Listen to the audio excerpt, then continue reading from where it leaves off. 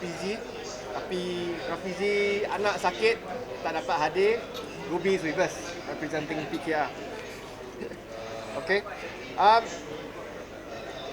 In our research over the controversy surrounding the 600-kilometer East Coast Rail Link, we have discovered that the East Coast Economic Region Development Council, ECERDC, has appointed HSS Integrated Sendirian Berhad to conduct a feasibility study including engineering study, ridership studies, systems and rail operation studies, environmental screening, land use and socio-economic impact studies, and most importantly, an economic and financial evaluation.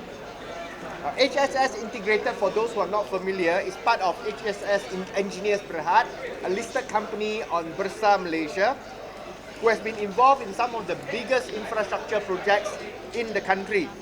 Their rail experience, just rail, will include the MRT line, the double tracking Ipoh Padang Besar, the Ampang LRT line extension, and the KLIA Express Rail Link. So their credentials in the rail sector is unquestioned.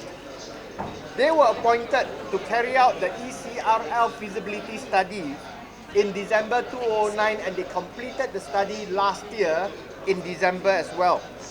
They were paid 8.7 million for their services. As disclosed in the HSS Group's corporate profile and capability statement, the proposed route was approximately 545 kilometers in length from Kuala Lumpur to Tumpat, passing through Mentakap, Kuantan, Kuala Terengganu, and Kota Baru. Now, the full profile, I gave you 2 pages in the attachment, but the full profile is available on the website link in the statement you have. Most importantly, this is the most important bit in the profile that was stated. HSS stated that the project value is 29 billion. Project value for ECRL is 29 billion, or approximately 53.2 million ringgit per kilometer. Just last year completed, December.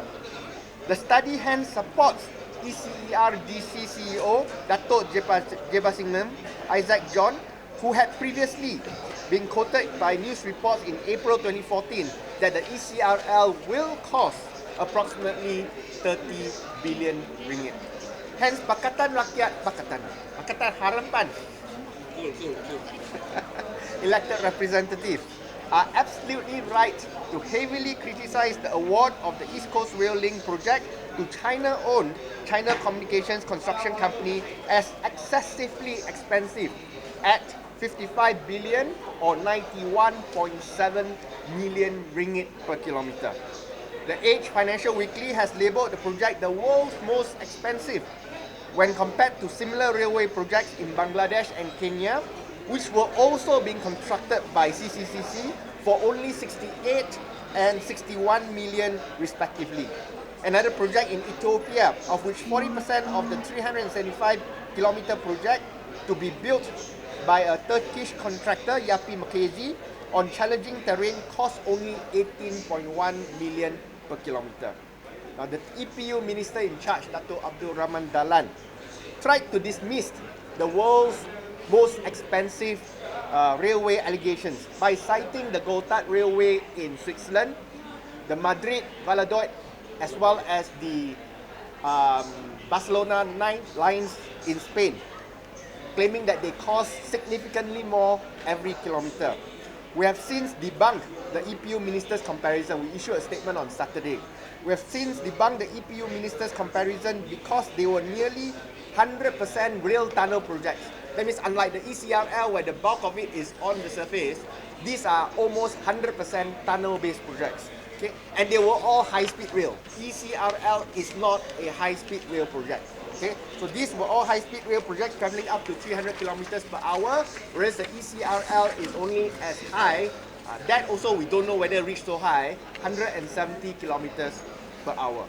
In fact, the Gotthard rail tunnel has to cut through the Swiss Alps and is as deep as 2.3 kilometers underground, okay,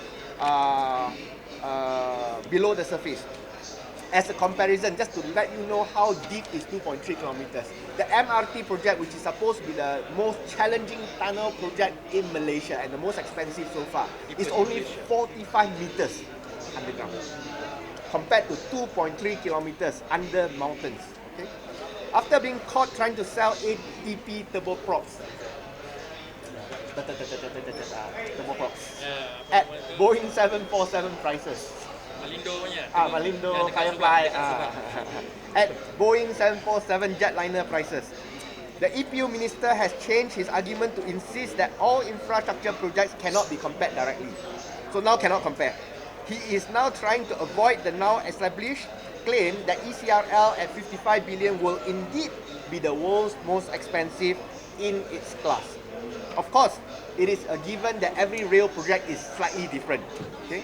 However, the EPU Minister cannot claim that the ECRL has to pass through Titi Wangsa range, which will require numerous tunnels and viaducts, as if it is the only project that requires tunnels and viaducts. Hence, to end the world's most expensive railway debate once and for all, we call upon Datuk Seri Rahman Dahlan to make public the feasibility study carried out by HSS, which would already have included the cost of tunneling through Titi Wangsa range and building all the necessary viaducts.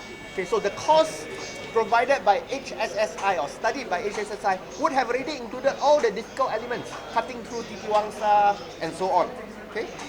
The EPU Minister will then have to justify to Malaysians why did the Prime Minister award the contract to CCCC at 91.7 million per kilometre, which is 72.4% more expensive than the HSS study at 53.2 million. The failure to do so will only confirm Malaysia's worst fears that the 55 billion ECRL overpriced project is an attempt to siphon up to 25 billion to pay off 1MDB debts, to cover up for the tens of billions of ringgit which have been stolen and laundered overseas. Okay, so if you look at the attachment that I have attached, the first page is about HSS Group. The second page at the back, if you read at the top item, it says here project name East Coast Rail Route. Okay, project value clearly stated 29 billion ringgit. Okay, 29 billion ringgit. Okay, and it is 545 kilometers in length. It is done for the East Coast Economic Region Development Council. This is proof that the project cost should not be more than 30 billion, and even then it's an estimate because no open tender has yet been conducted.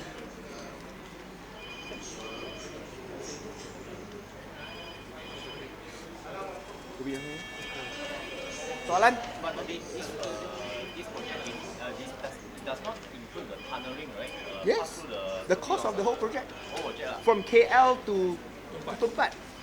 You have to pass through Titi Wangsa if you go through there. They don't pass through by the Gemas, no, right? No, not